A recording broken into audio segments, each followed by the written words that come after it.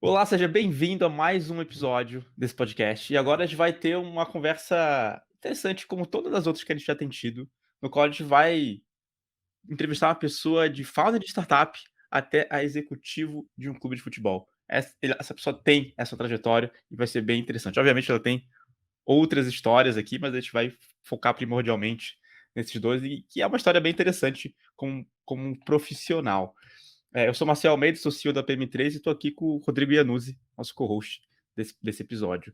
Iannuzzi, eu tô super empolgado com todos os outros, mas porque acho que é algo diferente. Eu mesmo sou super curioso, tipo, como é trabalhar no time de futebol, por exemplo? Como é escalar uma startup e criar, escalar e depois vender ela para um banco, né? Então acho que tem muita coisa para a gente descobrir.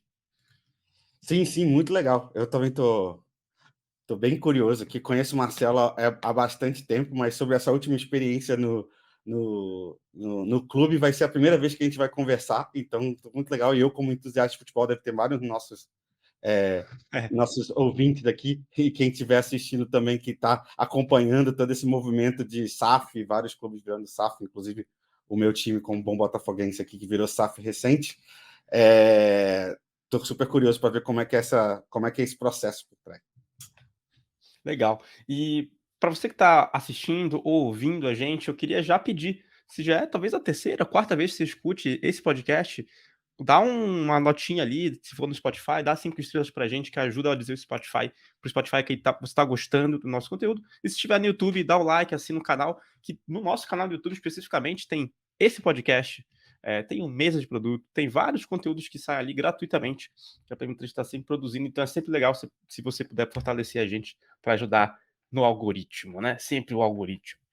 E o último recado é que se você tiver interesse em se tornar aluno ou aluna da PM3, a gente está iniciando, já tem um certo tempo, alguns meses, um novo capítulo na PM3, que é com a PM3 Sprints, onde a gente ensina habilidades de negócios, mais especificamente habilidades para negócios digitais. Então você paga um valor, uma assinatura só, e você pode aprender diversas habilidades. Você pode aprender sobre fazer gestão com OKRs, você pode aprender sobre no-code, você pode aprender sobre como lançar um produto, você pode aprender sobre liderança, algumas soft skills, que é chamado também de habilidades humanas, para aprender sobre análise de dados, enfim, é uma série de conteúdos de diferentes cursos para você aprender diversas habilidades. Que, no final das contas, hoje em dia ele está no mercado cada vez mais generalista.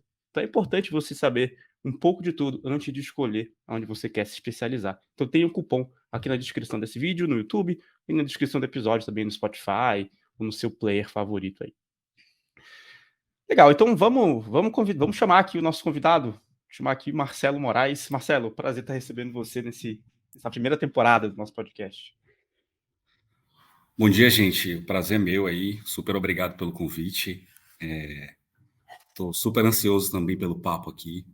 Tenho certeza que a gente vai ter discussões boas e dar algumas risadas também aqui. Que faz parte. Legal. Com certeza.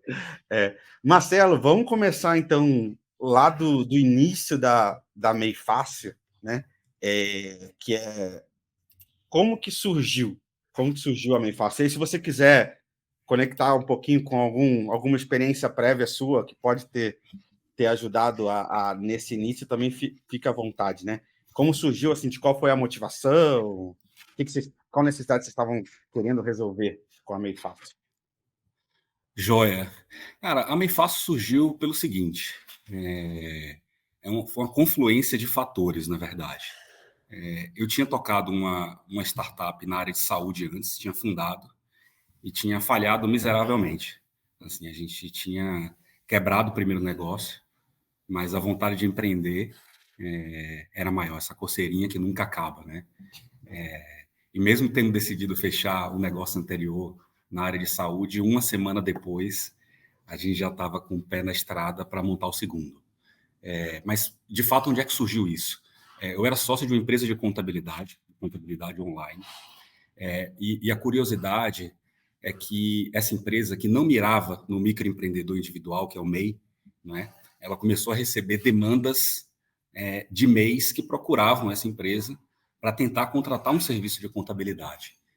E o MEI, para quem não conhece, é um programa do governo que ele é super simplificado justamente para permitir com que esse pequeno empreendedor tenha menos burocracia na vida dele. Então, ele não precisa, na prática, de uma contabilidade tradicional. Só que era super engraçado que o MEI entrava no chat dessa empresa e falava, olha, eu quero contratar contabilidade. E aí o pessoal falava, não, mas você não precisa contratar contabilidade. Toma aqui um e-book que vai resolver a sua vida. E aí 3 dias depois ele voltava. Falava, não, mas eu quero conseguir falar com alguém. Porque, na verdade, tinha uma insegurança muito grande por trás ali, né? Quando você fala de Brasil, empreender, isso se reflete em todos os tipos de negócio. Então, aquilo ficou na nossa cabeça. Falei, puxa, engraçado, né? A gente está oferecendo um produto que não é para esse cliente está querendo comprar, mesmo não podendo pagar.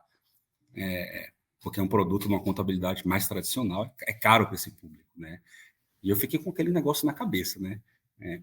Às vezes a gente monta uma startup, estava vindo de uma startup que não estava funcionando, tentando vender e não conseguindo. E aí tinha uma outra startup que não estava querendo vender, mas ainda assim tinha um potencial cliente por trás, né? E eu ficava na cabeça, eu venho da Bahia originalmente, e minha família vem de uma cidade muito pequena, muito pobre no interior. Meu avô, ele foi microempreendedor, né, usando esse nome bonito. Ele tinha uma vendinha, e eu ficava sempre lembrando assim, das dificuldades que ele tinha, né? Tinha uma insegurança grande dele por trás ali, ele comprava muito mais mercadoria do que ele precisava, porque ele tinha medo de acabar. Isso, no final das contas, acabava impactando muito ali na capacidade dele de tocar um negócio, de gerar receita, de ter caixa, etc., né? E aquilo sempre ficou na minha cabeça como as dificuldades que o pequeno empreendedor, que é super mal atendido até hoje, tem, né? Eu falei, cara, sabe de uma coisa? Tem um negócio aqui, vamos investigar. E eu peguei esse negócio debaixo do braço, fechamos a startup de saúde e eu fiquei 1 mês entrevistando pequenos empreendedores no Brasil inteiro. Eu brinco que eu fiz um crachá fake do Sebrae e saí rodando São Paulo durante uns 20 dias. Eu entrava em praticamente todo tipo de estabelecimento, cabeleireiro, mercearia, vendinha, gráfica, todo tipo. E no início era mais difícil de conversar, as pessoas ficavam desconfiadas. Eu falei, não, vou colocar um crachá do Sebrae no peito, as pessoas aceitavam conversar comigo, né, dada a credibilidade. Tinha literalmente um crachá do Sebrae. Literalmente, eu fiz literalmente um crachá do Sebrae, tinha lá Marcelo Moraes. Hackeando o Discovery. E foi super engraçado, assim, porque as dores desse pequeno empreendedor, elas são enormes, assim, um negócio que tem oportunidades 1000, né? E a gente estava com essa questão da burocracia na cabeça, né? Porque na empresa da qual eu era investidor, né? Já tinha essa demanda vindo ali indiretamente, mas eu queria entender de uma maneira mais ampla quais eram as outras dores que esse MEI tinha. E elas acabaram se confirmando muito, né? Nesse período, e 2 coisas ficaram muito claras, em que pese elas sejam óbvias olhando para trás. É uma oportunidade enorme de ajudar esse pequeno a resolver questões de burocracia, em que pese os programas do governo sejam bons. A gente está falando de um público muito simples, né, que tem dificuldade com coisas básicas. Eu lembro de uma história que eu perguntei para um empreendedor, pô, o senhor tem um CNPJ? Ele falou, não tenho esse negócio não. Eu falei, mas por que o senhor não fez o CNPJ? Ele falou, porque eu não tinha aquela senha do demônio. Eu falei, mas como assim senha do demônio? Eu peguei o computador e coloquei do lado dele para entender, né? E aí, quando eu entrei no site do governo, eu entendi que a senha do demônio era o CAPTCHA, que são aquelas letrinhas que você tem que colocar para poder fazer o processo de formalização. Eu falei, cara, é surreal, assim. Esse nível de dificuldade impede com que o cara, ele de fato faça o CNPJ. Né? Então, aquilo ficou muito claro, e a dor do serviço financeiro, que é a segunda, né? Que também é chover um pouco no molhado aqui. E aí eu lembro que no primeiro dia eu escrevi no papel, a gente vai ser um banco. Mas não dá para fazer o caminho tradicional. Então, o caminho que a gente escolheu, até explicando um pouco o que é o negócio da Mifácil, né? Foi criar um relacionamento com esse pequeno empreendedor por meio de serviços não financeiros, ajudando ele com questões de burocracia, abrir um CNPJ, emitir uma nota fiscal, coisas do tipo. Um pouco com educação também, com assuntos muito proeminentes para ele ali, como controle financeiro, com burocracia, como vender mais, para aí sim, depois de criar esse relacionamento, oferecer serviços financeiros. E foi essa um pouco da trajetória e um pouco do porquê surgiu a Mifácil. Legal demais. E posterior, Qual foram os momentos chaves, assim, ao longo do desenvolvimento? Ficou razoavelmente claro como você criou, todo esse discovery que você fez, o entendimento, mas qual foi o momento chave para começar a ter tração, começar a crescer, enfim, como você começou a ver de fato: "Caramba, eu tô criando um produto certo que as pessoas estão usando e tem coisa para eu fazer aqui"? Cara, essa é uma pergunta super interessante, porque eu acho que foi um pouco de trauma da outra startup, onde eu brinco, assim, tem um livro que é muito conhecido, né, no meio dos empreendedores, que é o Startup Enxuta, né, o Lean Startup em inglês. E eu brinco, assim, que a gente fez o bingo, ao contrário, na startup antiga. Assim, cometeu todos os erros possíveis e imagináveis, e isso eu carreguei para a segunda startup. Falei, cara, eu sei que erros vão continuar acontecendo, mas eu queria pelo menos que eles fossem diferentes dessa vez, né? E aí, antes de colocar qualquer coisa mais parruda no ar, eu comecei primeiro por esse processo de discovery, que eu comentei um pouco antes, nessa descoberta de conversar com muitos empreendedores. E o segundo, e falando um pouco de momento-chave, o início eu acho que foi bastante chave. Eu falei, deixa eu colocar coisas muito simples no ar, né, para ver se a dor de fato existe e se essa turma está disposta a pagar pelo serviço que a gente quer promover. Ainda muito focado na questão de ajudar esse pequeno com serviços financeiros. Eu lembro que durante um mês a empresa foi um Google Form. Assim, não tinha nem site. Cara, Tinha um Google Form em que eu pegava o processo de abertura de CNPJ que o governo oferecia e simplificava e eliminava uma série de etapas para fazer com que esse pequeno, de fato, não passasse pelo tal do problema do CAPTCHA, por exemplo, né? E eu lembro que tinham coisas assim no processo de abertura do CNPJ que o pequeno não entende. Tipo assim, capital social. Que capital social? Assim, eu falava, eu colocava lá, capital social. Esse é o dinheiro que você pretende investir para começar o seu negócio. Aí o cara, o MEI tem 480 atividades. E era super comum, assim, o pequeno que quer abrir o CNPJ, ele ficar perdido naquilo. Né? Pô, qual que é a minha aqui? E a gente dava uma bela simplificada também. Então, acho que esse momento inicial de começar, Marcel, sem muita sofisticação, com o Google Form e depois com um site muito simples também, com uma equipe que eram basicamente 2 pessoas e depois 3 durante muito tempo, eu acho que foi fundamental, assim. Tanto que a gente tocou a empresa basicamente com MVP durante 5 meses antes de fato falar, pô, vamos investir mais em tecnologia, criar um aplicativo. Eu lembro que eu, pessoalmente, eu virava madrugada e eu abri mais de 1.000 CNPJs na mão. Assim, porque eu capturava a informação com o Google Form e depois eu tinha que fazer, de fato, no site do governo, obviamente com autorização daquele pequeno empreendedor. E eu ia lá na mão para encher. Não fiquei craque. Mas tinha uma hora que eu falei, nossa, não dá mais. E engraçado que isso foi na mesma época que minha filha nasceu. Minha filha nasceu prematura, um mês depois a gente abriu a empresa. E foi um momento chave também até para me equilibrar um pouco assim como empreendedor.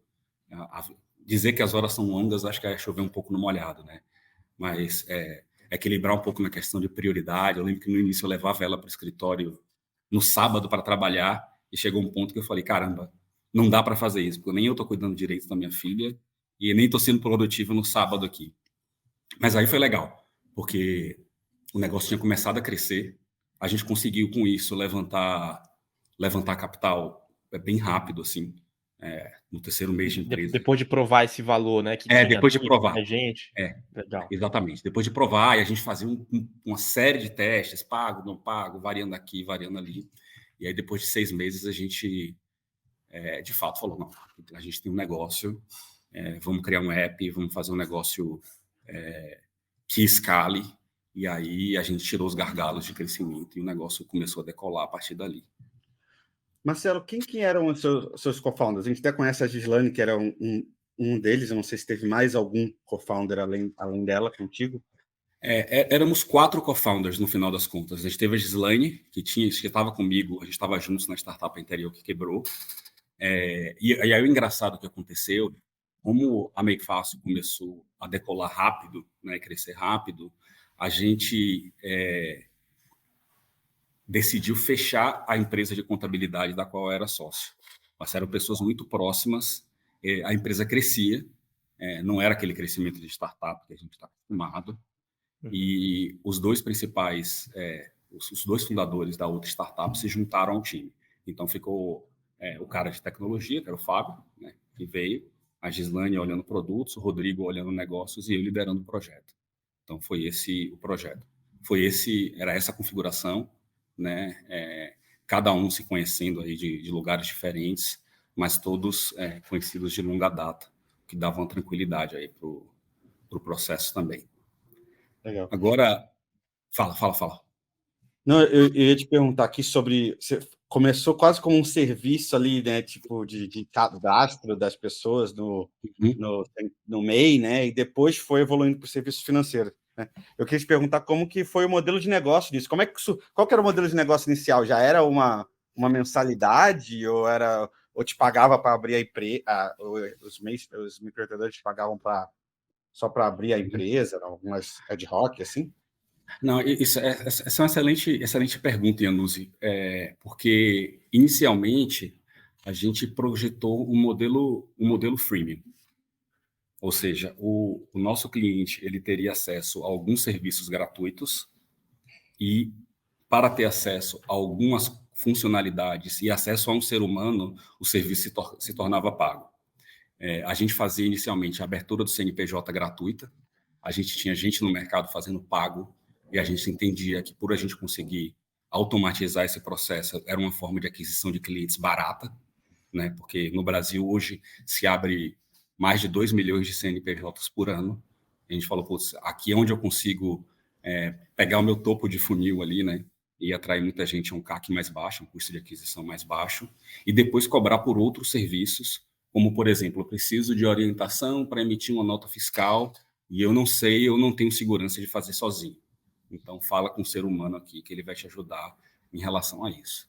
Mas tem uma coisa super engraçada aqui, que a gente não esperava, em que pese a gente tivesse, desde o princípio, uma visão de que esse negócio se tornaria um banco no futuro, a gente acreditava que os serviços de burocracia, eles poderiam ser um negócio por si só. Assim, seria um negócio que sustentava e poderia crescer. E a gente aprendeu no meio do caminho que não era possível. E aí foi até um certo baque nesse sentido, porque a gente percebeu que se gerava uma receita, a gente tinha uma estrutura de custos muito enxuta, pagava as contas, mas aquele negócio nunca ia se tornar um negócio de 100, 200, 300, 500 milhões de reais. Ia ser um negócio muito menor. E foi super interessante nesse sentido, porque você se planeja para isso, mas a partir do momento que você entende que esse modelo de negócio aqui ele não vinga no longo prazo, demanda uma série de ajustes no que você está fazendo, né? Assim, como é que eu vou encarar o papel desses produtos que pagam a conta, mas que não têm potencial de crescimento, né? E como é que eu vou começar a fazer serviços financeiros, né? Porque, em que pese fosse uma visão, foi algo que a gente começou a colocar energia depois de 1 ano e meio, 2 anos de empresa, né? Para começar efetivamente a fazer serviço financeiro. Mas, no final das contas, em que pese gera esse baque, né? Fala, putz, não era o que eu pensava. Foi super bom, assim, olhando para trás, isso ter acontecido. Porque eu lembro que na época, quando a gente começou, a gente tinha 2 concorrentes maiores, já no mundo digital, bem estruturados. Um deles tinha entre 100 e 200 mil clientes, usuários ativos, né? E o outro já tinha 400 mil. Eu olhava para aquilo e falava, caramba, essa história vai ser divertida, né? Como é que eu vou fazer para competir com esses caras, né? E foi super interessante porque essa turma tinha bons produtos e tinha uma quantidade de funcionalidades que assustava quando eu olhava. Eu falava, caramba, esse negócio não vai ser fácil. Mas quando eu olhava o discovery que a gente tinha feito, né, todos os discoveries, as conversas, eu olhava para os produtos dos concorrentes e falava, cara, não sei se isso aqui faz sentido ter tanta coisa, sabe? Não me parecia. Em que ano era isso, mais ou menos, Marcelo? Esse A momento gente aí? começou em 2017. Legal. Que a gente Você está começou. tocando num ponto que eu até falo muito para os nossos alunos em palestras, que o produto ter mais funcionalidades não quer dizer que ele é o melhor produto. Muitas vezes ele não está atendendo, na verdade está atrapalhando, né? Ele tem muita coisa ali, não está necessariamente resolvendo a dor.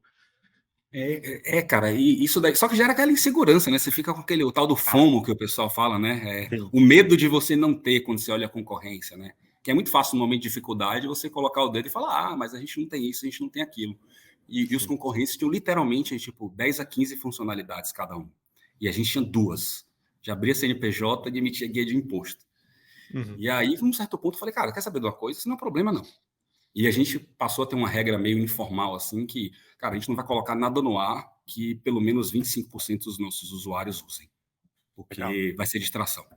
E a gente não queria fazer isso. Então a gente acabou seguindo assim, e uma coisa que a gente aprendeu no meio do caminho é que esse MEI, né? O MEI, pessoal, é cabeleireiro, manicure, motorista de aplicativo, pedreiro, revendedor de produtos e por aí vai, né? É um público extremamente inseguro, né? Porque toma pau na vida por vários motivos, tem um nível de educação mais baixo, e o que a gente aprendeu pensando em produto, que ter estabilidade era super importante, assim, ter um produto que fosse crível, que fosse estável, que as pessoas pudessem confiar. E aí, quando a gente olhava a concorrência, a gente vê que o produto da concorrência era muito mais instável, né? E o nosso produto funcionava. E a gente conseguiu, com isso, criar uma credibilidade, uma confiança com o público que a consequência acabou sendo ter um crescimento mais rápido. Então, mesmo tendo começado muito mais atrás, depois de um ano a gente já tinha passado esses concorrentes e já estava continuava na toada de crescimento muito bom. Legal. Pensando aqui, um outro momento, Marcelo, voltando à sua pergunta anterior de momentos chaves da empresa, eu acho que um último que eu mencionaria é a questão de escalar, né? Eu sempre fui muito mão de vaca, assim, e os investidores até criticavam na época, acho que hoje em dia seria um pouco diferente, com esse novo cenário das startups. Ia ser bem visto, né? Ia ser bem visto.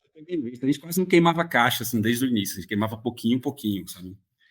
E a gente cresceu com uma estrutura de equipe muito enxuta, assim, muito enxuta mesmo. Eu lembro que a gente chegou a 500 mil clientes, a gente tinha menos de 10 pessoas na empresa. Assim, a gente foi super enxuto. Só que chega uma hora que você precisa, de fato, dar vazão, né? Você começa a criar mais produtos, as estruturas vão ficando mais complexas. Para você crescer, você tem um processo, você precisa começar a olhar para mais coisas, e a gente precisou aumentar até rapidamente algumas áreas da empresa, principalmente a área de tecnologia. E esse foi o momento ali é um momento de dor, né? Porque o processo de recrutamento em startup não é uma coisa óbvia, né? Você precisa ficar naquele equilíbrio, né? De atrair as pessoas, porque você tem um produto legal, você tem um propósito legal, etc. Ao mesmo tempo, você não tem dinheiro para trazer aquelas pessoas, e aí você tenta equilibrar isso tudo. Mas eu acho que se tem uma coisa que funcionou, e nessa época a gente era 2018, a gente teve que rapidamente mudar de 15 para quase 40 funcionários. Eu acho que a gente sempre teve uma preocupação muito grande com a questão de cultura, né? Cultura e valores. E era um atar, assim, desde o momento da contratação, né, onde a gente avaliava as pessoas, e isso foi sempre assim. Eu entrevistei, até a gente vender a empresa, quase 100% dos funcionários que entravam, assim, em profundidade. E a gente avaliava as pessoas pelos valores que a gente estabeleceu para a gente. Então, acho que isso daí foi um negócio que ajudou depois ali, né? Não só no momento de entrada, mas também no momento de avaliar desempenho, né? De fazer com que os valores da empresa ali estivessem permeados no dia a dia. Acho que essa foi uma coisa que ajudou ali também. Não que tenha sido sem dor, mas foi um negócio que, olhando para trás, assim, acho que ajudou demais. Legal. E Marcelo, além dessa estratégia de ser mais enxuto em funcionalidade, só construir o que pelo menos 25% das pessoas vão usar. Aliás, eu gostei muito do threshold aí, 25%. Qual foi a principal estratégia de aquisição ali que vocês tiveram? Porque eu imagino, como vocês chegaram depois, eu imagino que até a parte de SEO foi difícil. Eu estou supondo aqui. Talvez tenha sido difícil ranquear. Como foi essa estratégia para adquirir pessoas ali com mais facilidade? Vamos lá. Acho que um pouco do que eu comentei antes, o pilar principal da estratégia de crescimento foi uma estratégia PLD, né? De uma estratégia baseada em produto. Assim, ter um produto estável que resolvesse dores reais né? Um pouco do que eu comentei antes aqui, né? Pensando em crescimento em si, isso, dando um passo atrás aqui, por si só, deu resultado até mais rápido do que a gente esperava. Por quê? Como é um público extremamente mal atendido, desde o início a gente viu a roda de recomendação funcionar muito rápido, assim. A gente teve, mesmo a empresa crescendo muito, sempre entre 30% e 50% dos clientes vindo por recomendação. O orgânico também, ele funcionou super bem. Entre 30% e 40% dos clientes, eles vinham pelo orgânico. Aqui foi um misto de coisas, para dizer a verdade. Viu? Mas a gente investiu desde o início muito em conteúdo, né? Até gastando mais com o YouTube, mas também fazendo as táticas mais clássicas de SEO. Demora um pouco de dar resultado, né? SEO vai dar resultado ali depois de 6 a 8 meses. Mas no nosso caso, como a gente conseguia ter um fluxo super interessante em nosso site, seja por recomendação e um pouquinho por investir em marketing de performance, a gente ranqueou no Google mais rápido do que a gente imaginava. E aí vira uma bola de neve. Mas não que a gente não tenha feito todas as boas práticas, SEO técnico, criar conteúdo, fazer blog, etc, etc, etc, para que esse negócio girasse. E aí, um pouco da nossa estratégia era fazer com que o cara ele entrasse na nossa plataforma uma vez, né? E a partir daí a gente tinha um negócio super bem organizado, que era a nossa estratégia de CRM ali, para fazer com que ele se engajasse, para fazer com que ele começasse a usar outros produtos que ele não usava, né?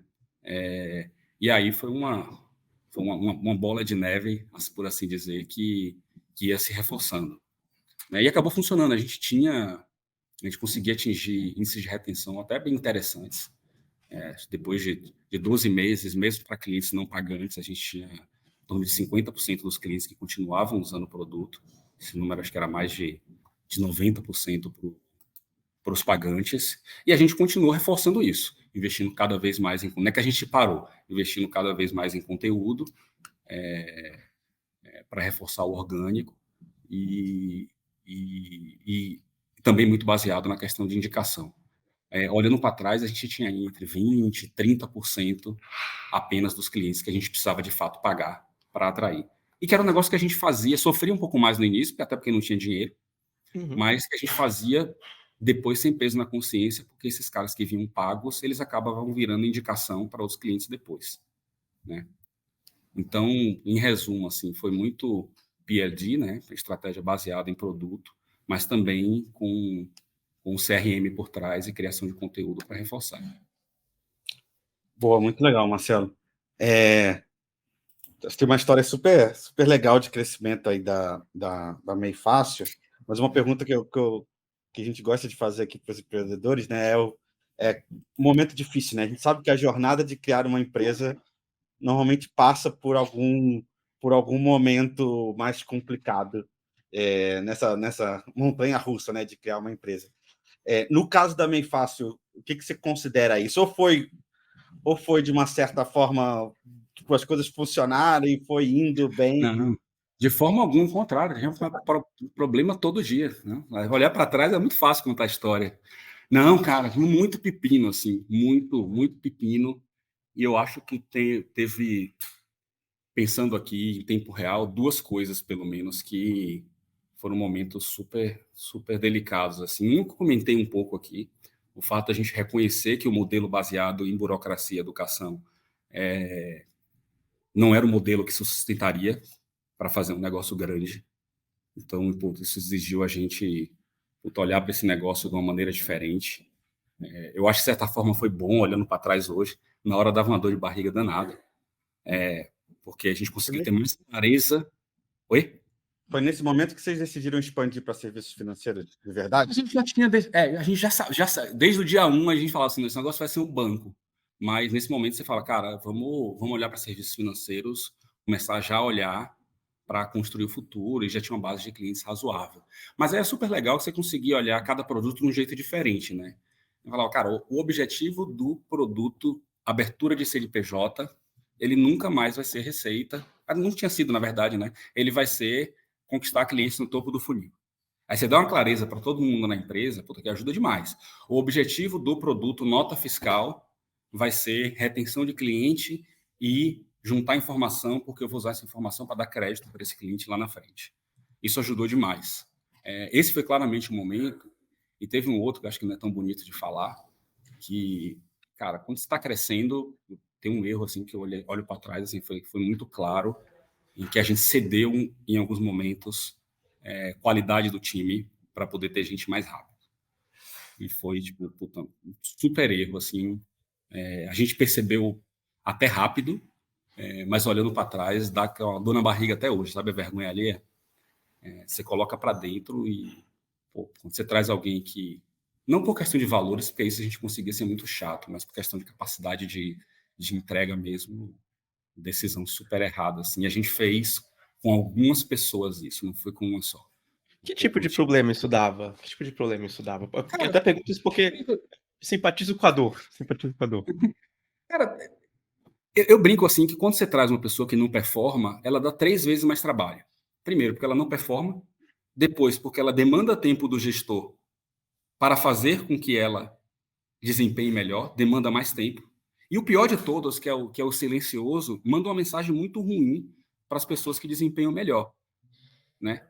A pessoa que desempenha melhor, ela fala, putz, por que eu estou trabalhando aqui 12, 13 horas por dia se tem uma pessoa do lado que pode até trabalhar muito, mas não entrega? Então é terror, né? É terror. E depois você colocar para dentro, você fazer o processo de não contar mais com essa pessoa, não é um processo liso necessariamente, né?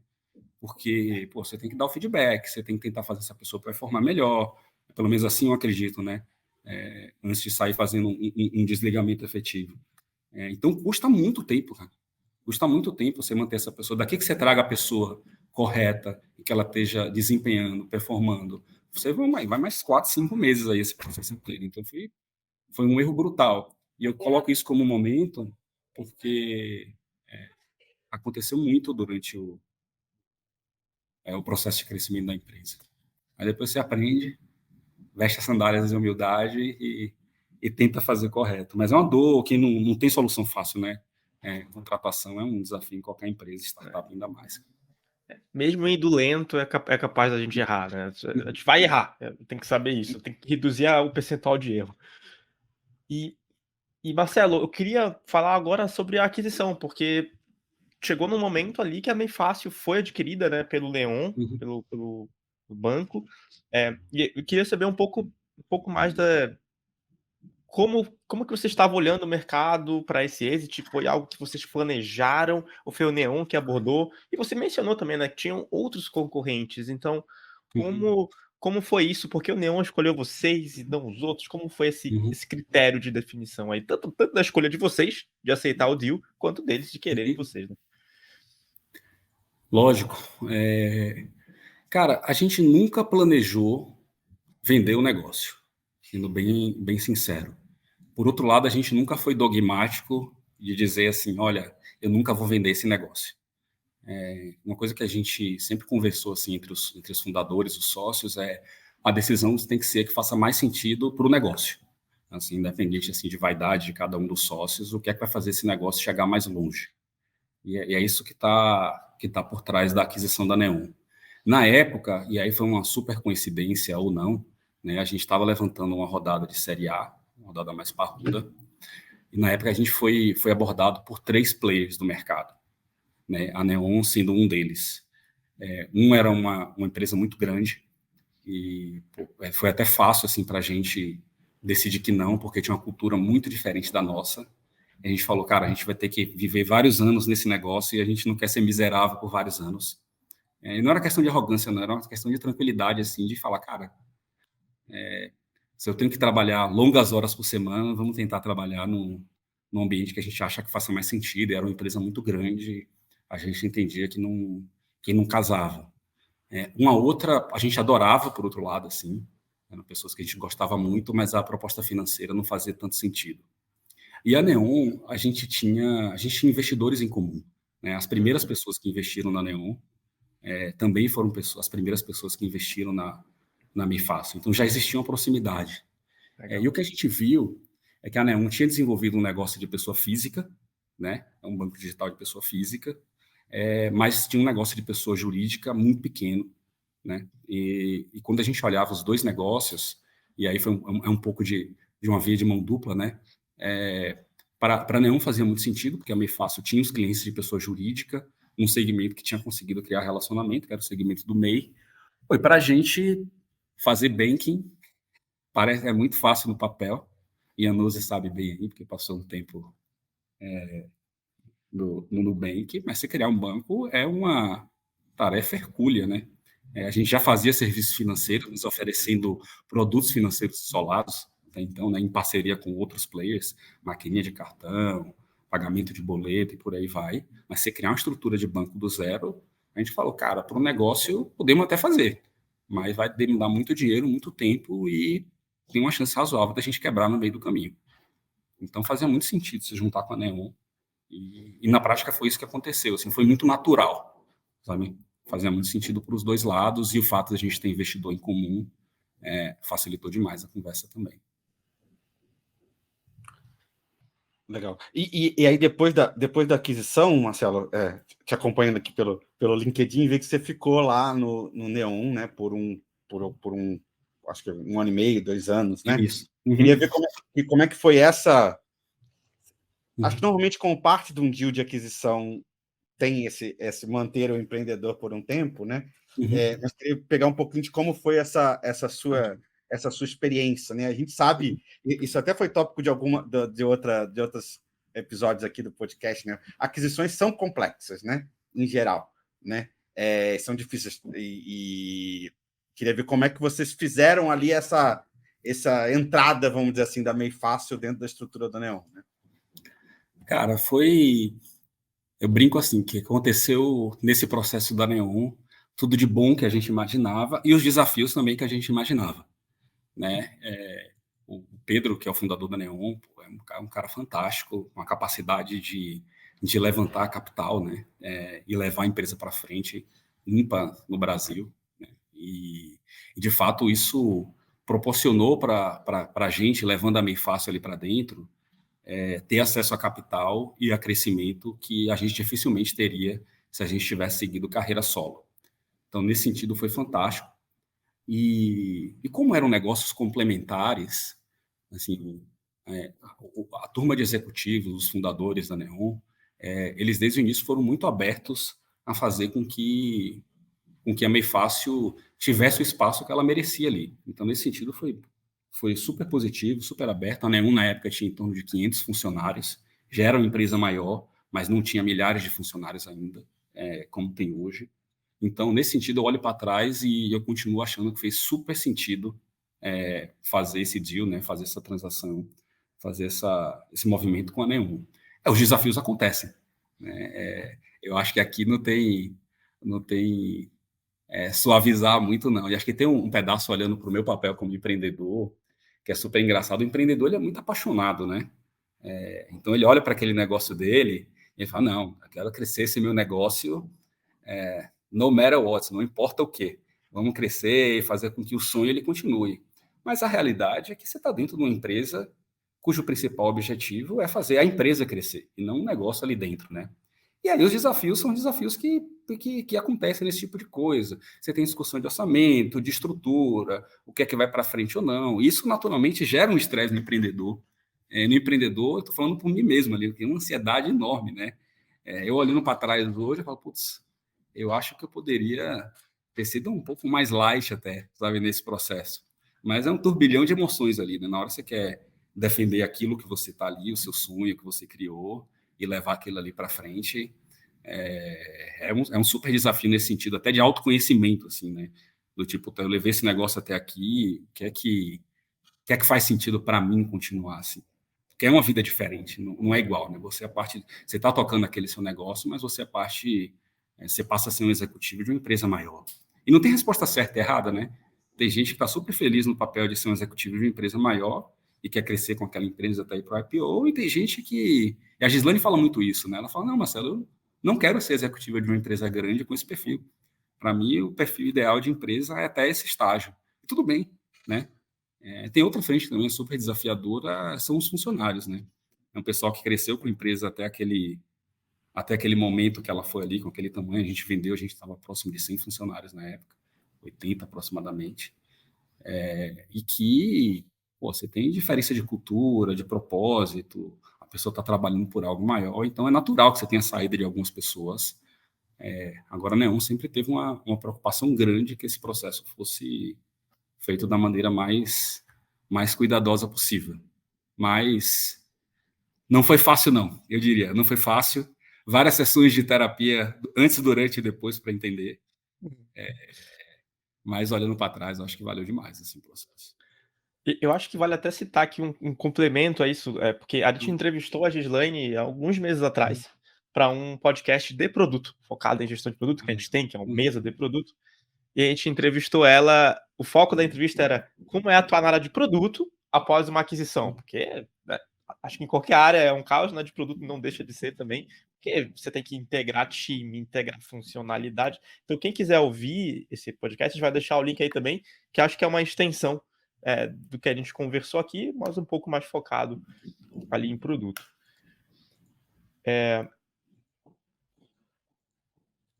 Você quer fazer mais alguma pergunta aqui sobre Meio Fácil ou já quer partir ali para a atuação mais recente no Bahia? Não, eu queria fazer falando bastante ele Meio Fácil. Não, mas tá legal. Não, ótimo. Eu queria puxar uma reflexão assim sobre a jornada como um todo, Marcelo, né? De Meio Fácil. Acho que talvez Meio Fácil mais Neon tenha durado aí. Depois me fala a quantidade de anos certinho, mas deve ter 4 anos e meio foi. Pô, o que você tira aí o que você tirou assim de principal lição, né, para você, né? E também se você quer deixar alguma dica para pessoas aí que estão ouvindo a gente aqui, né, e que estão lá batalhando ali com as suas empresas, fundaram empresas ou são posições importantes de startups, né? Legal. Cara, a gente vai, nesse processo, a gente vai aprendendo a errar menos, né? Os erros vão estar sempre ali, eles só vão ficando maiores. Mas eu acho que, cara, se tem uma coisa que eu olho para trás, eu acho que faz sentido, é você escolher bem com quem você trabalha. Né? Porque você não controla nada, né? A gente não controla nada. A jornada é longa, ela é desgastante, difícil. Você não controla se o cliente vai gostar do seu produto, se você vai ter receita, se o negócio vai dar certo, se não vai dar certo. Mas escolher com quem você trabalha, são pessoas com quem você gosta, de quem você gosta, que compartilham seus valores. Eu acho que não sou muito de ficar compartilhando lição, não, para dizer a verdade, mas eu acho que essa questão, pelo menos para mim, assim, faz muito sentido, assim, de você estar com as pessoas que têm a ver com você, que as horas vão ser longas. Tanto que, pegando como exemplo a Gislaine, a gente montou um negócio, quebrou o negócio, depois montou a Meio Fácil, e até hoje a gente discute aí de fazer coisas novas. Então, se tiver uma mensagem, eu acho que é essa. Muito legal, muito legal. Acho que agora vamos fazer a transição para o trabalho lá junto com Parte divertida? Não, pô, tudo é divertido. Criar uma startup é bem divertido. Desafiador também. Mas eu queria te perguntar assim de como que surgiu, né? Imagino que você deva ser até torcedor do clube, né? Mas como é que surgiu essa conversa com o Bahia? O que foi exatamente a sua posição dentro do clube? Se já tinha alguma coisa relacionada com virar SAF e tal, mas conta um pouquinho dessa história aí que deve ter muita coisa legal. Eu só queria pedir para te explicar o que é o SAF. A gente falou no comecinho do episódio, mas acho que vai ter muita gente que não sabe. Vou deixar a Marcela explicar. Não, legal. Antes de entrar na história, eu vou falar um pouquinho da SAF. A SAF é uma sigla para a Sociedade Anônima de Futebol. Colocado de uma maneira muito simples, é você permitir com que os clubes, que são associações, né, sem fins lucrativos, virem clubes empresa. Ou seja, você profissionaliza, tornando os departamentos de futebol das associações em empresas. De uma maneira muito simples, é isso. Esse assunto ele tomou uma proporção muito grande no Brasil no último ano e meio, por causa de uma lei que foi aprovada e que ela resolvia uma série de limitações de leis anteriores que tentaram fazer esse movimento sem ter adesão e o sucesso que se esperava. Um processo de mais de 20, 30 anos. e a lei da SAF finalmente trouxe um arcabouço jurídico que dá segurança, basicamente, para todo mundo que está em volta do mundo do futebol, seja investidor, seja os clubes, e por isso tem tido uma adesão bastante interessante aí no último ano. Isso é a SAF. Falando um pouquinho aí, turma, de como que eu cheguei aqui, essa é uma história interessante, porque em maio de 2021 encerrei o ciclo na Neon, eu queria tirar um sabático, viajar com as crianças, passar um tempo fora do Brasil, mas a pandemia não deixou. Eu lembro de ter ido em vários consulados, embaixadas, mas só recebia não. O Brasil, na época, estava naquela lista vermelha lá da Covid, então era ainda mais divertido, eu diria assim. Eu falei, pô, já que eu não vou conseguir viajar, deixa eu pelo menos colocar minha leitura em dia, né? E aí eu queria estudar um pouquinho de antropologia, biologia, história, e fui fazer isso. E eu li um romance que chama Um Defeito de Cor, da Ana Maria Gonçalves, que é um calhamaço, assim, um livro de quase 1000 páginas, sobre escravidão. Basicamente conta a história de uma criança que é levada da África para a Bahia, para Salvador, como escrava ainda muito nova. E, pô, aquele livro, pô, me tocou de um jeito ali, que ele é basicamente todo passado nas cidades onde eu já morei, principalmente em Salvador, né, eu vim de lá. E eu senti a necessidade de me reconectar com a Bahia. Falei, cara, eu preciso me reconectar com a Bahia, já tinha mais de 20 anos que eu tinha vindo fazer faculdade. De alguma maneira eu queria me reconectar. E eu pensei, putz, qual que é a melhor maneira de fazer isso? Eu sou torcedor do Bahia, assim. Falei, deixa eu procurar o Guilherme Belintani, que era o presidente do clube na época, ainda é, e ver se tem alguma coisa que encaixe. E aí fui fazer minha lição de casa, né? Estudei a lei da SAF, que estava, por coincidência, sendo aprovada exatamente nessa época, e outras oportunidades no futebol, e por meio da rede de contato consegui um papo com ele. E aí o santo bateu. Eu falei, Guilherme, eu tenho algumas ideias aqui do que a gente poderia explorar juntos, e a SAF era uma delas. Eu falei, esse assunto está em voga, vamos olhar, ver o que é que dá para fazer, e ele foi super receptivo, e falou, não, vamos começar, e começamos, tipo, quase que imediatamente. E nesse último ano e meio, eu fiquei fazendo uma ponte aérea São Paulo, Bahia, semana sim, semana não. E o assunto da SAF foi o seguinte, a gente fez tinha sido um ano muito difícil para o Bahia, né? Assim, Bahia, logo que eu cheguei, assim, um mês depois, foi rebaixado para a Série B do Campeonato Brasileiro. Acho que eu super frio um pouco. E ser rebaixado é um momento importante, assim, porque você acaba revendo muitas coisas no clube. Tem uma coisa que é uma dinâmica muito específica do futebol. Quando você é rebaixado para a Série B, o seu nível de faturamento ele cai tipo 50% em relação ao time que é da Série A. Então você tem que adaptar. Por causa de patrocínio, torcedor, por que cai? Cai por causa de patrocínio e cai principalmente por causa de direitos de televisão. Os direitos de televisão, que é aquele dinheiro que os clubes ganham para dar o direito aos canais transmitirem os jogos, ele é estupidamente maior na Série A do que na Série B. É tipo 80% maior. E essa é a principal receita dos clubes de futebol. Como a audiência está basicamente toda na Série A, o que se oferece para um clube da Série B é muito menor. Então, isso obrigou, naquela época, assim como todo clube que cai para a Série B, você repensar, né? Fazer ajuste financeiro, de folha de funcionários, etc. E era um momento bom, né, para você rever o futuro do clube. Então, esse assunto da SAF, o Guilherme, o Belintani, presidente, ele foi super receptivo. Então, a gente fez um mapeamento do que tinha acontecido no mundo, né? Se você olha a Europa, os clubes de Série A das principais ligas de futebol da Europa, 95% deles são clube empresa, né? Ou seja, basicamente quase todo mundo. E eu lembro de ter olhado na época o que aconteceu, principalmente olhando para Portugal, com os mercados e com os clubes que decidiram não virar clube empresa nesses movimentos quando eles aconteceram nos outros países. E a história é desastrosa. Você tinha clubes que eram clubes grandes, por exemplo, em Portugal, e que caíram no ostracismo, foram esquecidos, basicamente faliram por não terem virado. Então, esse era um movimento que, você olhando o que tinha acontecido fora do Brasil, era um movimento meio... Cara, vai ser muito difícil não fazer esse movimento no médio prazo. E aí entra numa parte um pouquinho mais...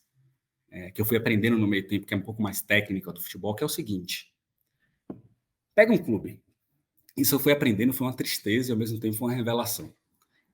Para você ser competitivo no futebol, que no final das contas é o que o torcedor quer. O torcedor quer ganhar jogo e quer ganhar título. Não quer saber se o clube dá dinheiro, se o clube tem uma valuation alta, não quer saber de nada disso. Ele quer ganhar jogo.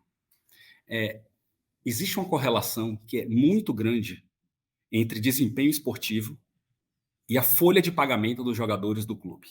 Ou seja, se você pega os salários dos jogadores de um clube de futebol e soma, quanto maior essa soma, maior a chance do clube estar mais bem ranqueado no campeonato.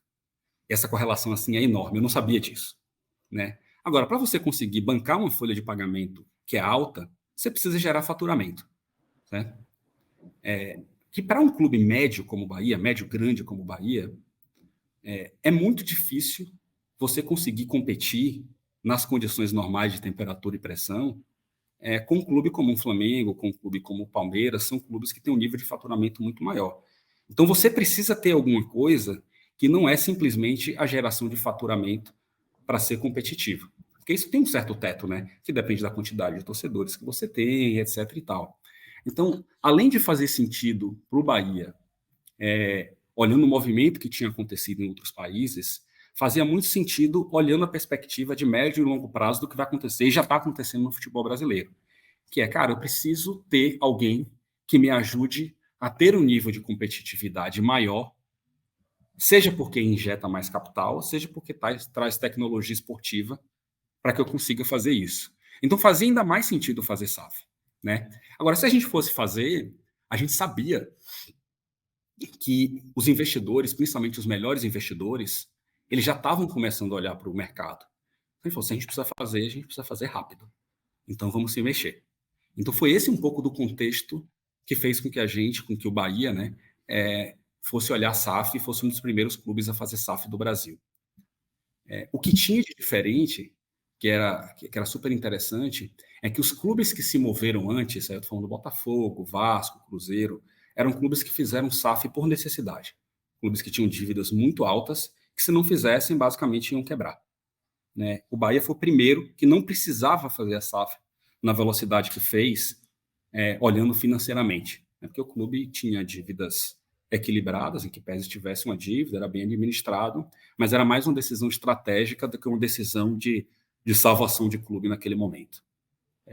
Então, a decisão foi, de fato, por seguir com aquele processo e buscar os melhores investidores possíveis para fazer o clube mudar de patamar.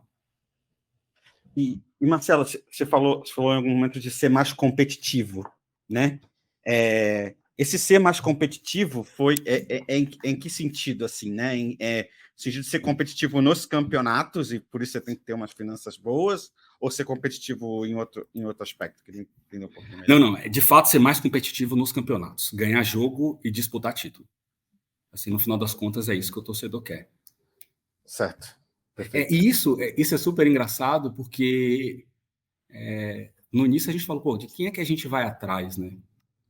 E aí vai um pouco da cara de pau do baiano, acho que é o efeito do carnaval, isso daí. A gente falou, cara, vamos atrás da melhor noiva, né? Vamos tentar casar com a melhor noiva, que no caso a gente tinha feito uma lista lá de opções, era o grupo City, né?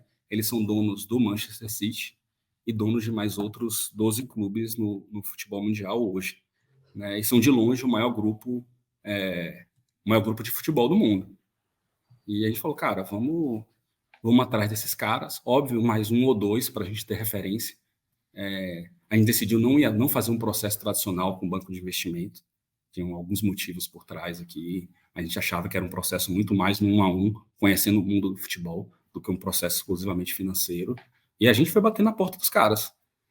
Isso é um ponto bem interessante, porque eu lembro que os primeiros, né? Tipo, acho que foi se não me engano, foi o Cruzeiro que fez a primeira grande transação. O Cruzeiro fez a primeira.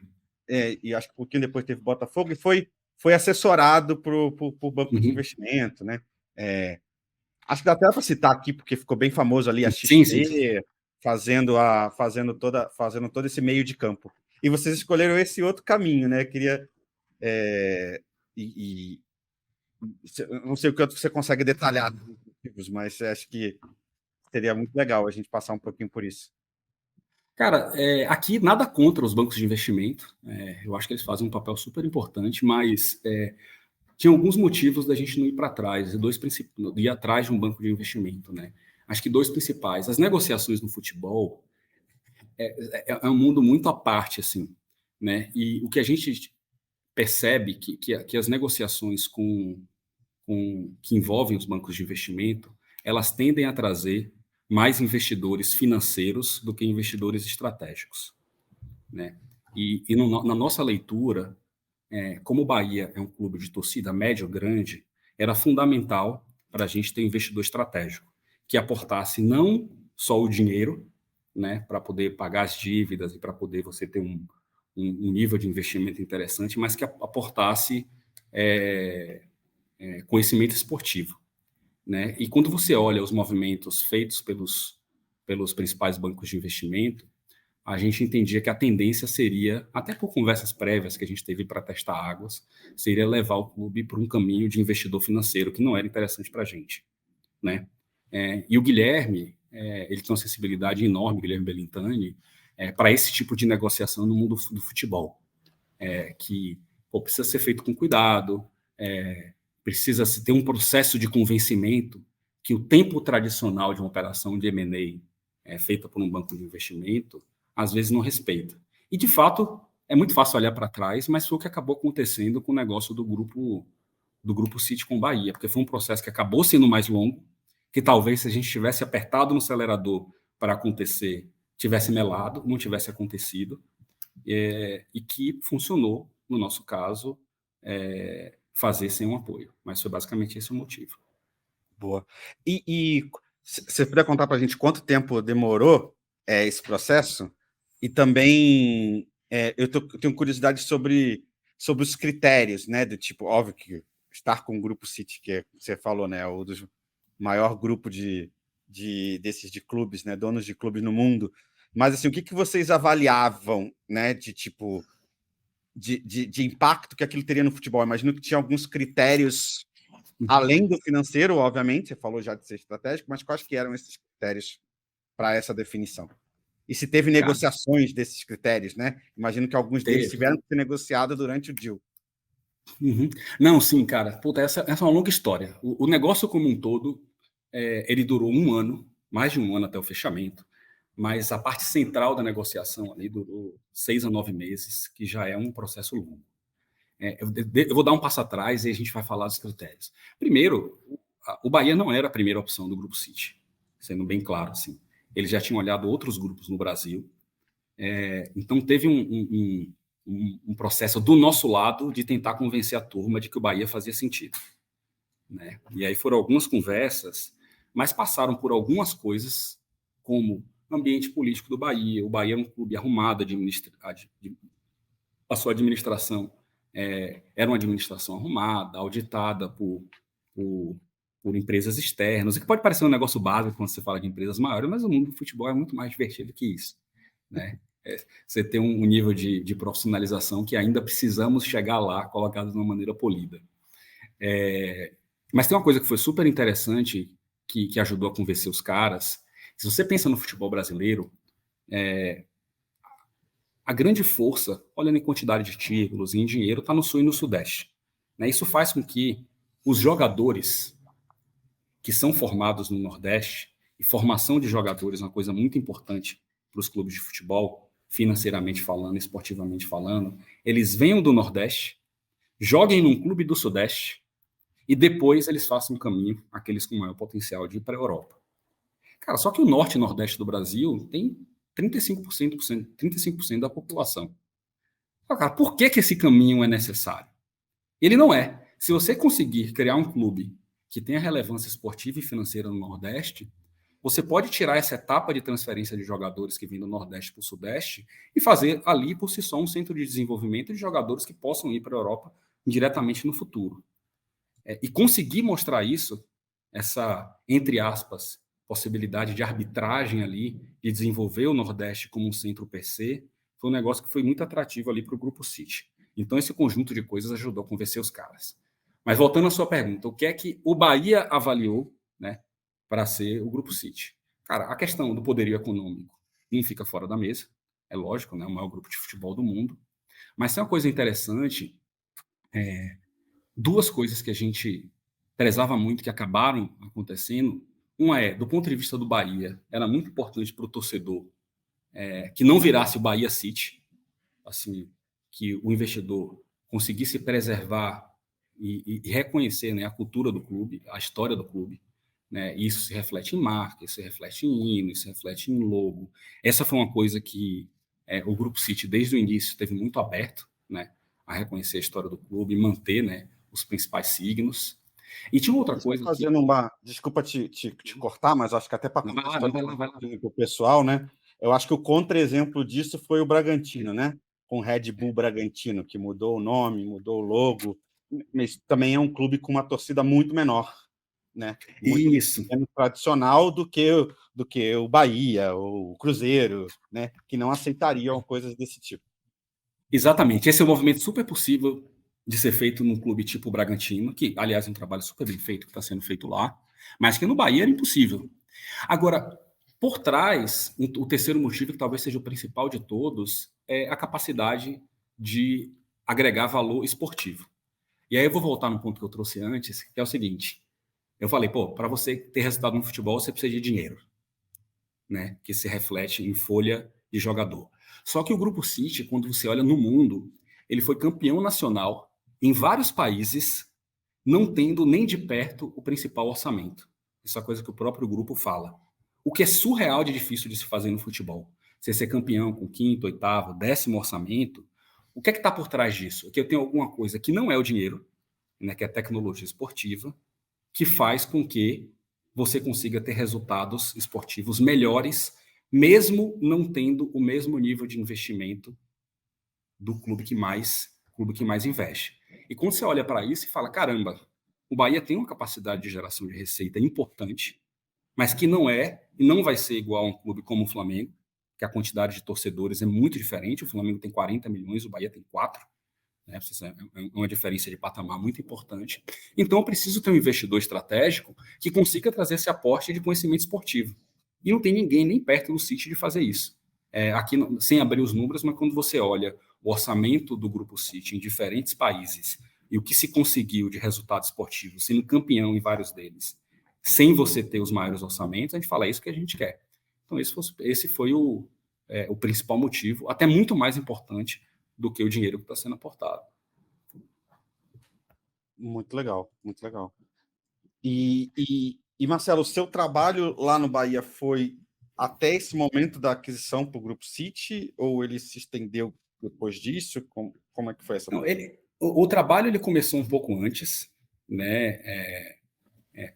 A gente investiu um pouco em projetos de avaliar o estádio da Fonte Nova, também um projeto em ativos digitais, que é um assunto também bem proeminente aí nos clubes, mas basicamente, dado que começou o processo da SAF,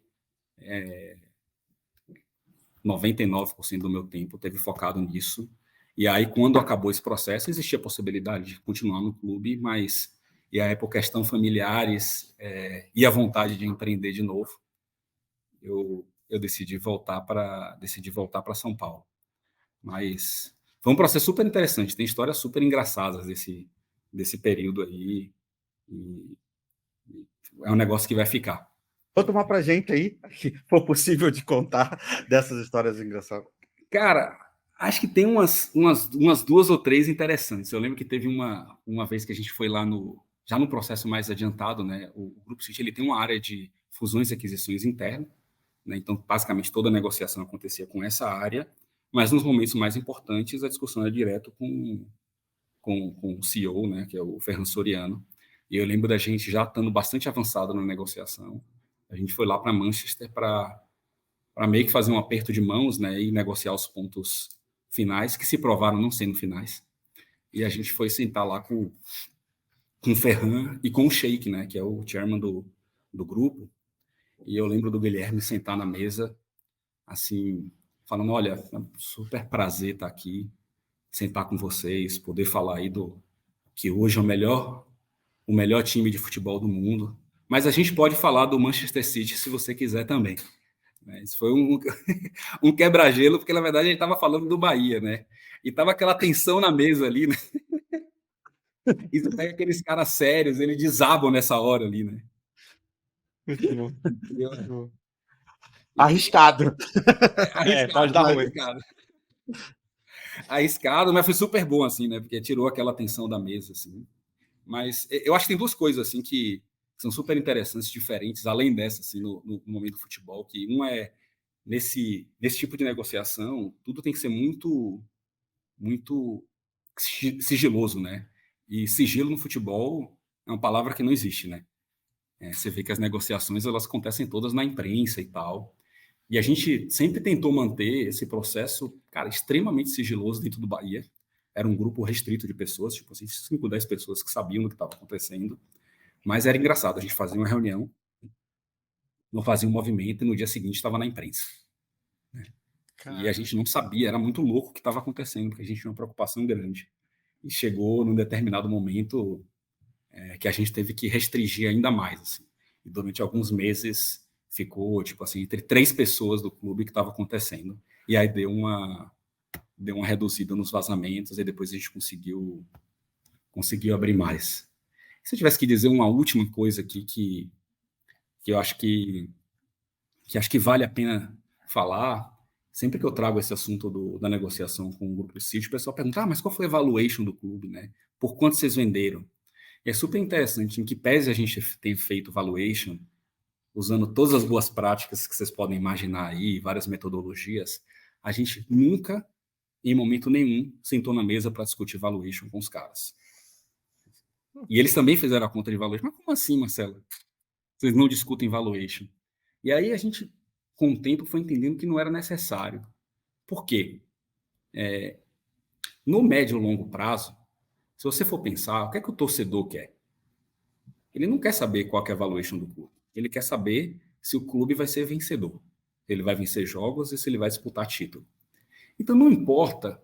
A valuation ela serve muito, no caso do clube como o Bahia, que tinha dívidas controladas, para você ver o quanto que o cara vai colocar de aporte inicial ali, né? Nos primeiros anos. Seja para pagar uma dívida, como foi o caso dos outros clubes, né? Seja para você investir ali no que vai acontecer nos primeiros anos. Agora, se você tem uma perspectiva de médio e longo prazo, você tem que olhar para o seu parceiro e falar, cara, esse cara daqui a 10 anos, ele vai estar investindo de maneira relevante no clube, seja em infraestrutura, seja em jogador. E a gente olhava para o City como parceiro e falava, cara, não tenho nenhuma dúvida disso. Então, a valuation, que acaba tendo um impacto mais de curto prazo quando você faz uma venda no clube de futebol, ela se torna relevante. Então, toda negociação ela foi feita com base em compromissos de médio e longo prazo. Quanto que eu vou investir em infraestrutura, o mínimo de folha de jogador, que é um assunto que a gente falou, que eu vou ter ano a ano, um mínimo de compra de jogadores que eu vou ter ano a ano. Então, foi toda uma negociação de compromissos mínimos do comprador e uma negociação zero de valuation, que não fazia sentido. E continua não fazendo sentido.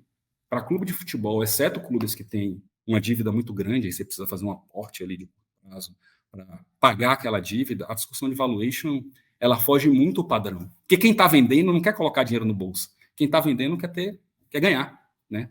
Então, você precisa maximizar para resultado esportivo, não maximizar para retorno financeiro. Interessante. Nossa, isso é bem diferente. Uhum. E Marcelo, você falou um pontinho... fala aí, Anuzi. Eu ia estar com uma outra linha ali de... eu queria tirar uma dúvida quanto a isso, né? Eu acompanhei mais, inclusive, a do Botafogo, né? Que eu citei que eu sou torcedor no começo do podcast. E uma dúvida que eu sempre tenho é assim, existe esse compromisso de... Normalmente existe algum tipo de compromisso de investimento, né? Pelo menos os clubes grandes têm. Sim. De mínimo de folha ou de grana ser investido em algo estrutural. Uhum. Só que às vezes ela é, se eu não estiver enganado, ela é por algum tempo, né? Nos próximos 5 anos. E eu falei, mas a compra, né? Ela é por um tempo indefinido, né? Até o momento em que talvez seja vendido. Mas, em teoria, é sempre. O que garante que daqui a... E acho que, no caso do Grupo City, tem todo o respaldo do grupo e tal, mas às vezes você vai para... sem querer comparar, né?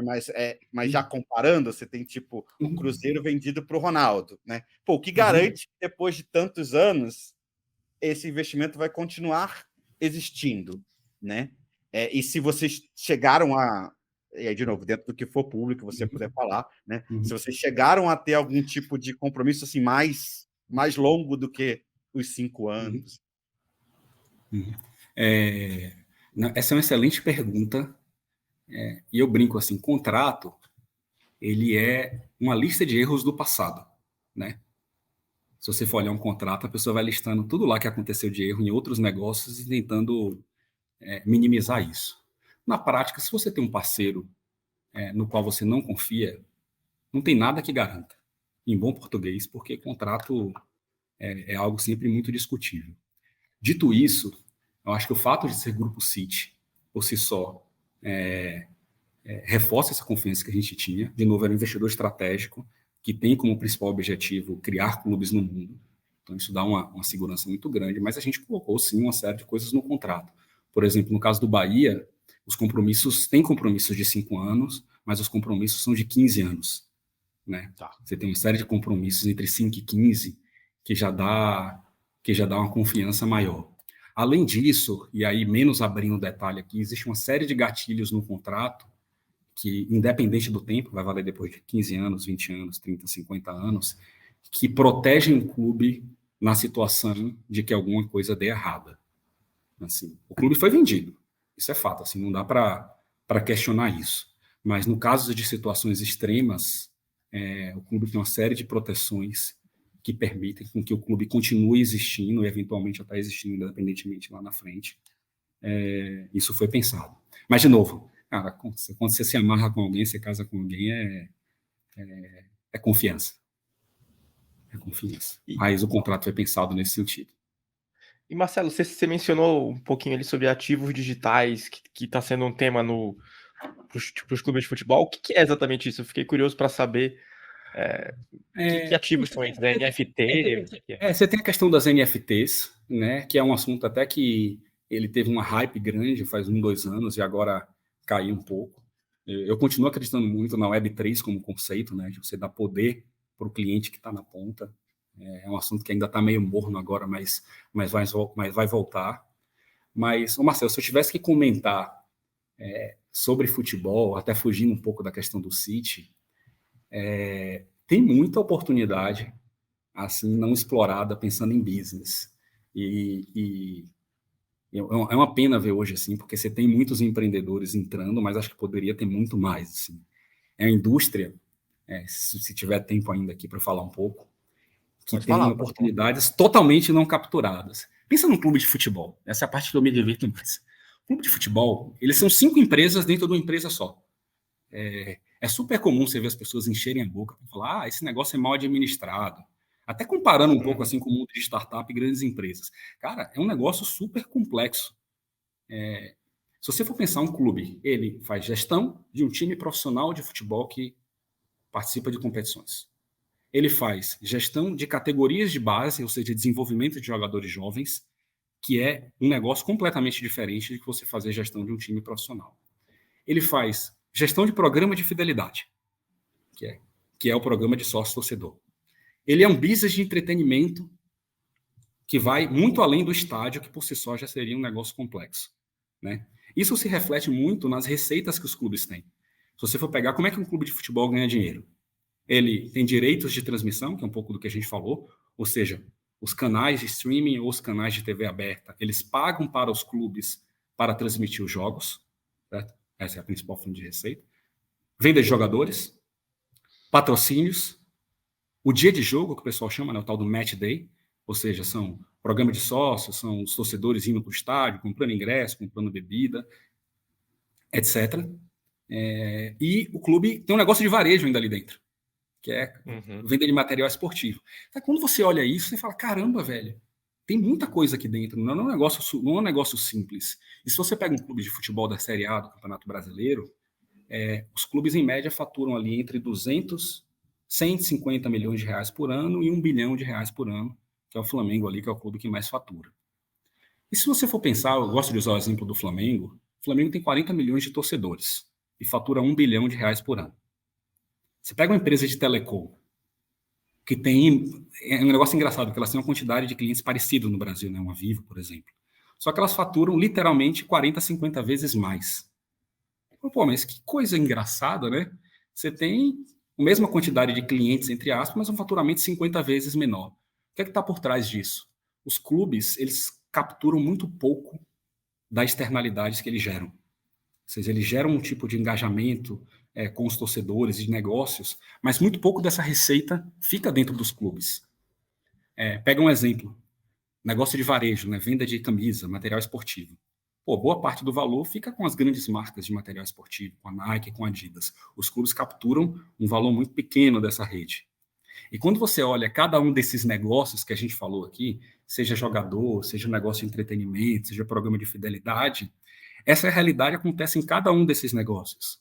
O que é triste por um lado, né? Porque a gente gostaria de ver os clubes faturando mais, mas por outro lado tem oportunidades de negócio enormes em todas as frentes aqui.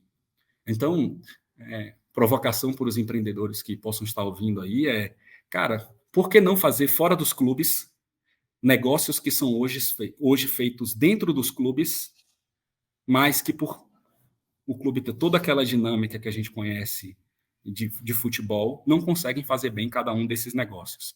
E virar grande... Existem oportunidades enormes de se fazer negócios grandes e virar provedor de serviço para esses clubes. Pega o próprio negócio de material esportivo, em que peça seja um negócio de margem baixa.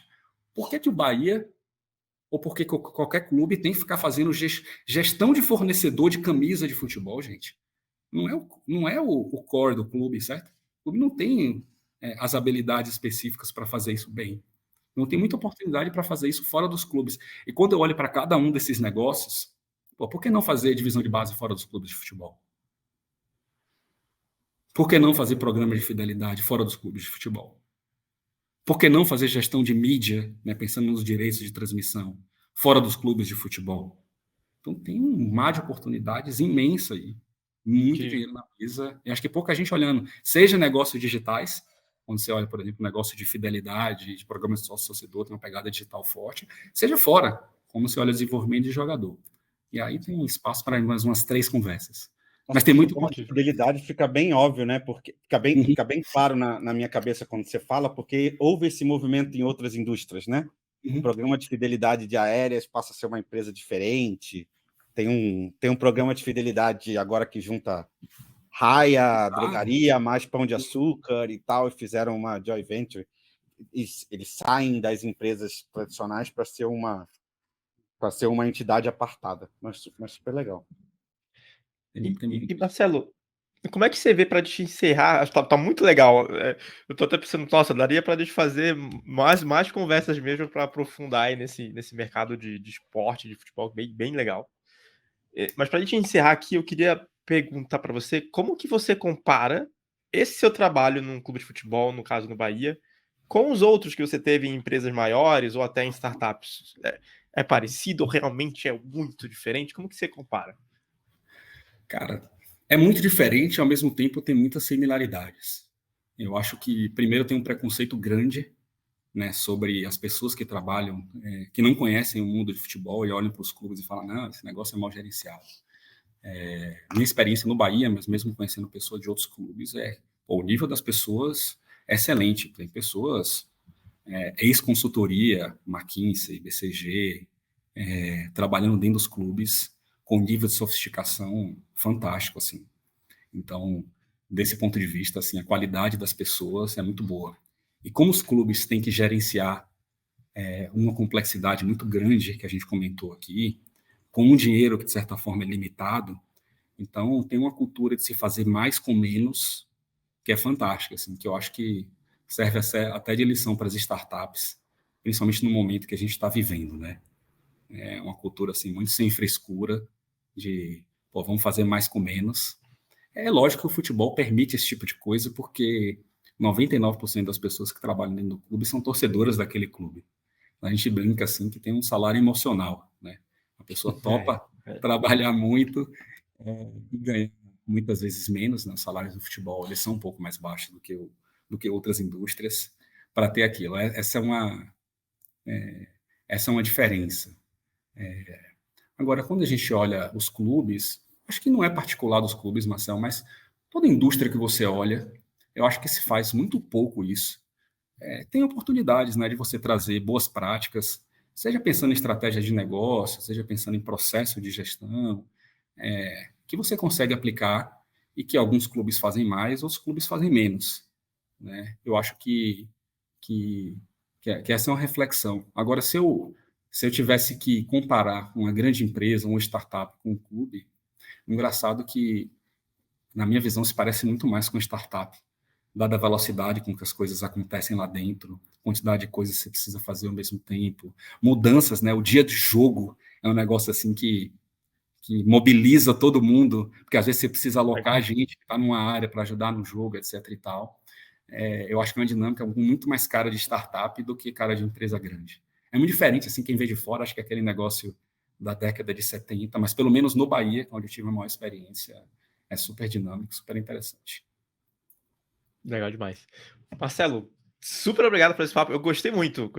Desde a da trajetória de fala, eu simpatizo com várias partes e esse ponto que você trouxe aí do esporte, do futebol, muito legal. Conheci algo que eu nunca tinha falado com alguém sobre, então foi muito legal ouvir isso também.